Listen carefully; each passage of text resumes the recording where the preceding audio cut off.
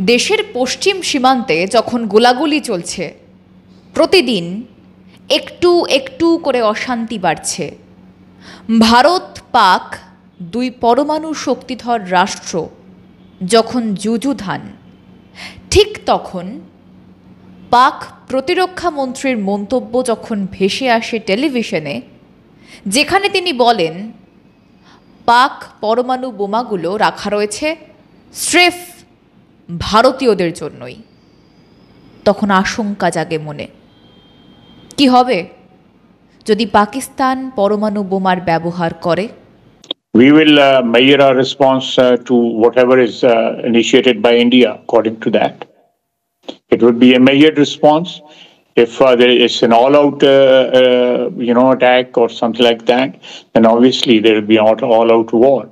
And if it is something... And that's what I wanted to get to. We're talking about two nuclear powers. Should the world be worried about this moment? Yes, I think so. The clash between two nuclear powers is always worrisome. আমি তপজা, শুরু করছি মাধ্যম podcast.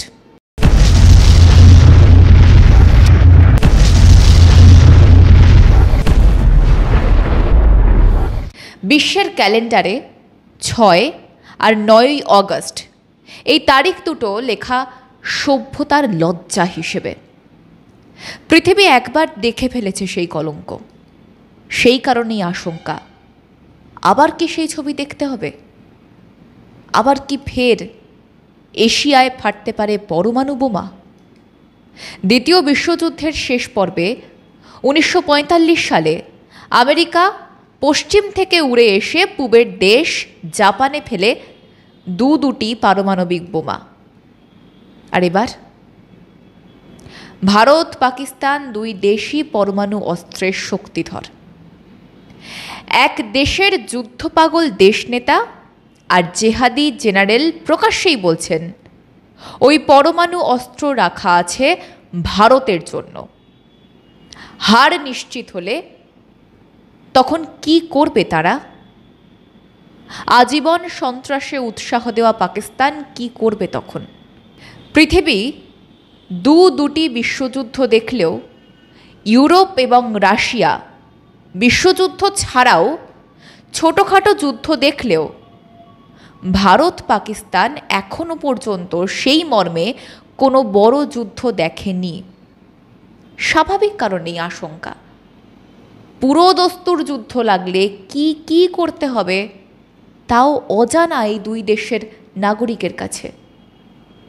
সেই কারণেই পাকিস্তানের সঙ্গে যুদ্ধ পরিস্থিতি তৈরি হতেই ভারত সরকার নাগরিক সতর্কতার কারণে দেশ জুড়ে একটা মক ড্রিল করানোর নির্দেশ দিয়েছে। দেশের বেশ কিছু শহরে সেই মক ড্রিল হয়েছে, কোথাও কোথাও হবে ভবিষ্যতে। কিন্তু যে ভারতের বেশিরভাগ অঞ্চলের মানুষ যুদ্ধই জানে না, তারা কি করে জানবেন কি হয় একটা সাধারণ পরমাণু অস্ত্র পড়লে, কতটা ভয়ঙ্কর, কতটা ক্ষতি হয়? সেখান থেকে বাঁচার আদৌ কি কোনো সম্ভাবনা থাকে? এমন হাজারো শঙ্কার কথা ঘুরে বেড়াচ্ছে নাগরিক মনে। সেই কারণেই আজকের এই প্রতিবেদন। অ্যালেক্স ওয়েলারস্টেইন, পেশায় অধ্যাপক, গবেষক, পরমাণু অস্ত্রের ইতিহাস আর তার বিস্ময় ফল নিয়ে তার কাজ।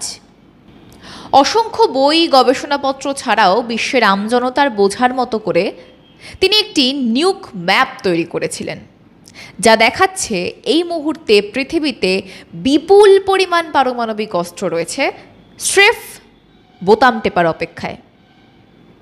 পরমাণু অস্ত্রধর যে কোনো দেশের যুদ্ধ উন্মাদ শাসকের একটি সিদ্ধান্তে তা ধ্বংস করে দিতে পারে গোটা পৃথিবীকে। আর পাকিস্তানের প্রতিরক্ষা মন্ত্রীর হুমকির পর তেমনটাই একটা আশঙ্কা মাথা চাড়া দিচ্ছে।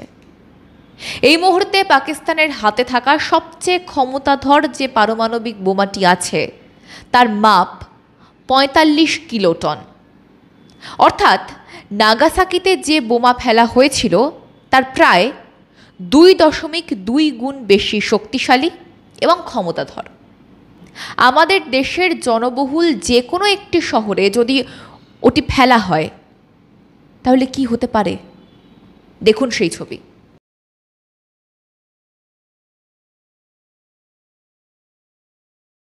পঁয়তাল্লিশ কিলোটনের একটি পরমাণু বোমা বিস্ফোরণের প্রভাব কি হতে পারে আপনার শহরে?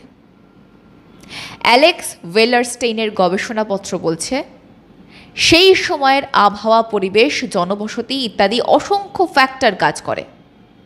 সেই এরর বা হিসেবের গণ্ডগোলটুকু বাদ দিলে তাৎক্ষণিকভাবে বিস্ফোরণ অভিঘাতে কঙ্কাল শুদ্ধ গলে গিয়ে স্ট্রেফ মরে যাবেন 9,10,000 মানুষ।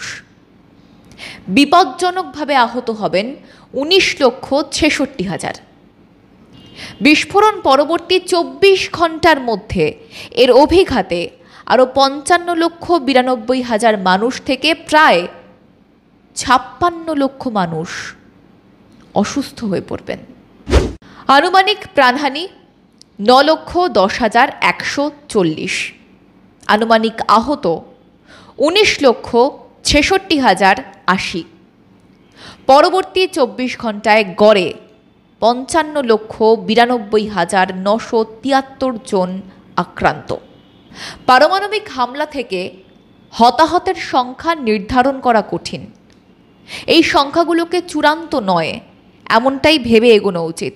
বরং আপনারা ভেবে দেখতে পারেন এই সংখ্যাগুলো বেশ উদ্বেগজনক।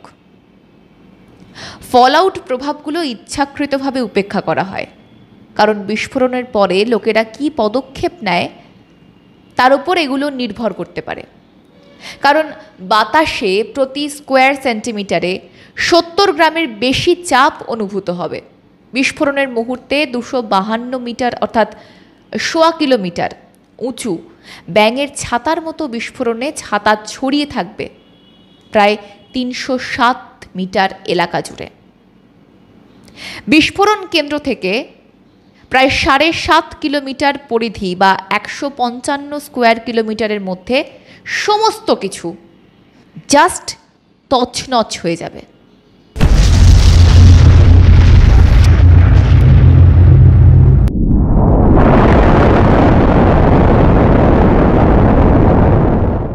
অর্থাৎ জানলা দরজা কিচ্ছু থাকবে না। হু হু করে প্রতি কোনায় কোনায় ঢুকবে বিষাক্ত রেডিয়েশন। আসলে এই সমস্ত ফলআউটের প্রভাবগুলোকে ইচ্ছাকৃতভাবে উপেক্ষা করা হয়, কারণ বিস্ফোরণের পরে মানুষজনের বা সরকারের কী কী পদক্ষেপ নেওয়া উচিত এগুলো বিভিন্ন বিষয়ের উপর নির্ভর করে। ভারত পাকিস্তান যুদ্ধের আবহে আরেকটি তথ্য মনে করিয়ে দেওয়া দরকার। 2019 সালের বিশ্বের কোল্ড ওয়ার বা ঠান্ডা যুদ্ধের পরিস্থিতি নিয়ে একটা গবেষণায় দাবি করা হয়েছিল ভারত পাকিস্তানের মধ্যে বিরোধের ফলশ্রুতিতে 2025 সালে পারমাণবিক যুদ্ধের সম্ভাবনার পূর্বাভাস দেওয়া হয়েছিল এবং কি ঘটতে পারে তার একটা রাজনৈতিক, অর্থনৈতিক, সামাজিক ব্যাখ্যা করা হয়েছিল। পাশাপাশি আবেদন জানানো হয়েছিল মানব সভ্যতার শুভ বুদ্ধির কাছে, যাতে সেই চূড়ান্ত পর্যায়ে না পৌঁছয় সেই বিরোধ।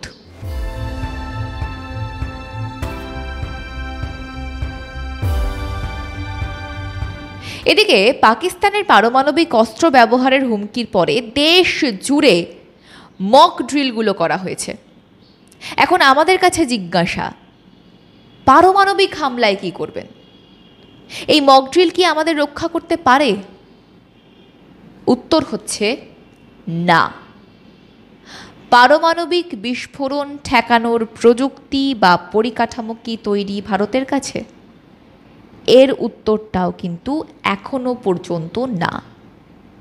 তাহলে আমরা কি শেষে পিঁপড়ের মতো শেষ হয়ে যাব? এখানেই আশার কথা শোনাচ্ছে আমেরিকান রেড ক্রস। পারমাণবিক বিস্ফোরণ এবং তার পরবর্তী পরিণতি, বিশেষ করে পরবর্তী মারাত্মক বিস্ফোরণ থেকে বেঁচে থাকার জন্য প্রয়োজনীয় পদক্ষেপগুলি তাদের হ্যান্ডবুকে একেবারে বিস্তারিত ব্যাখ্যায় সাজানো রয়েছে। আপনার বা আমার এই প্রতিটা বিষয় জানা দরকার। বেঁচে থাকার মূল কারণগুলির মধ্যে রয়েছে দূরত্ব, ঢাল এবং সময়। দূরত্ব, তেজস্ক্রিয় বিস্ফোরণ থেকে আপনি যত দূরে থাকবেন ততই নিরাপদ থাকবেন।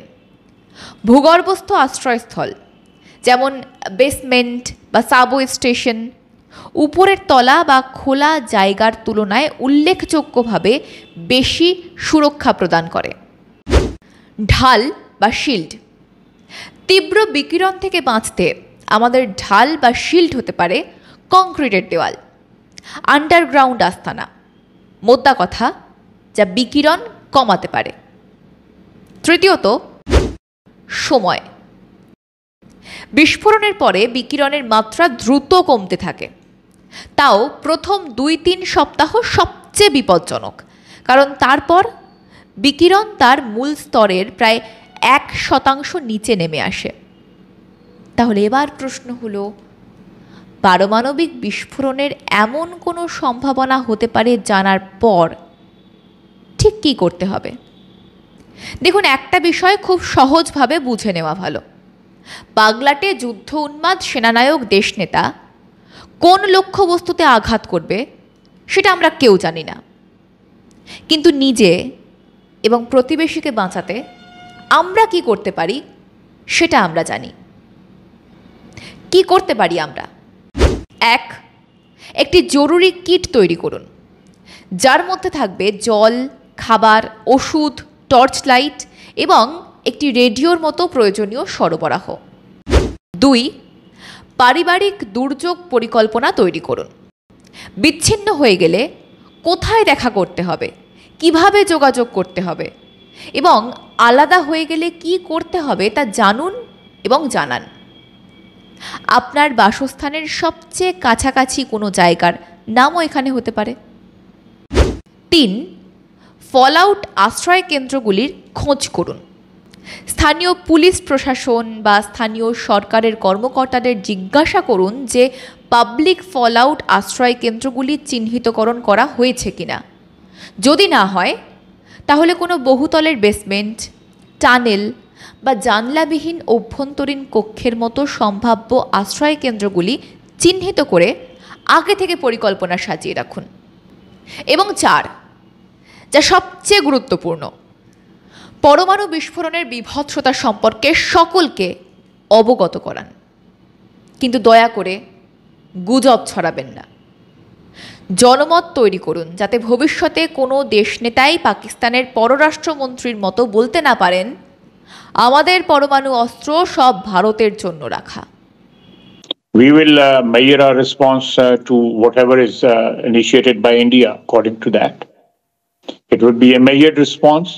If there is an all-out, attack or something like that, then obviously there will be an all-out war.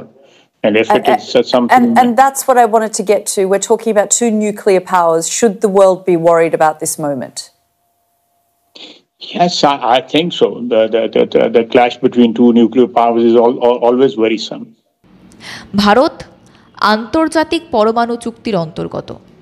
কোনোভাবেই আগে আক্রান্ত না হলে ভারত তার পরমাণু অস্ত্র ব্যবহার করবে না, কারণ ভারত বিশ্বাস করে বিজ্ঞানের এই বিশেষ দানকে মানব কল্যাণে ব্যবহারের সুযোগ রয়েছে।